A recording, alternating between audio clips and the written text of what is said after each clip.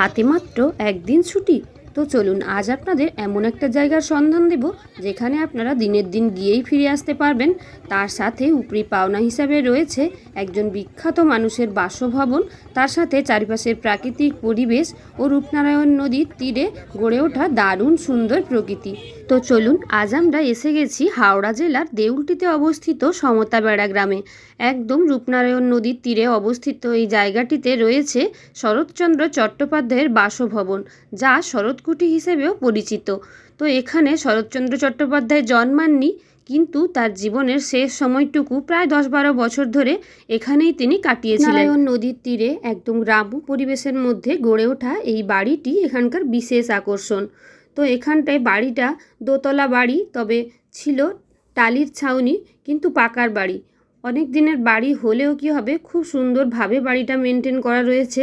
তো যে কোনো একদিন ছুটি পেলে কিংবা শনিবার অথবা রবিবার দেখে পরিবার কিংবা বন্ধুবান্ধবদের সঙ্গে এসেও আপনারা এখানে একটা সুন্দর সময় কাটিয়ে যেতে পারেন। শুধুমাত্র শরৎচন্দ্র চট্টোপাধ্যায়ের এই বাড়িটাও নয়, আপনারা যদি শীতকালের সময় আসেন তবে এই রূপনারায়ণ নদীর তীরে একটা পিকনিক করেও সুন্দর সময় কাটিয়ে দিতে পারেন। তো বাড়িটা বেশ সুন্দর এবং এখানে রয়েছে শরৎচন্দ্র চট্টোপাধ্যায়ের ব্যবহৃত বিভিন্ন জিনিসপত্র, তার সাথে ওনার বিভিন্ন পুরস্কার যতটুকু এখানে আছে। বাকিটা তো রয়েছে ওনার জন্মস্থান হুগলি জেলায় দেবানন্দপুর গ্রামে। তো এটাও ভীষণ সুন্দর একটা জায়গা। তোমরা যে কোনো দিন পরিবার কিংবা বন্ধুবান্ধবদের সঙ্গে এসে অবশ্যই এই জায়গাটায় ঘুরে যেতে পারো।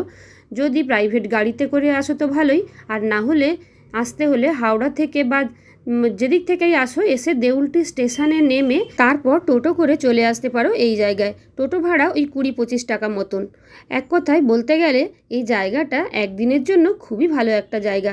ছোট থেকে বড় কিংবা বন্ধুবান্ধবদের সঙ্গে যে আসো সবারই ভীষণ পছন্দ হবে।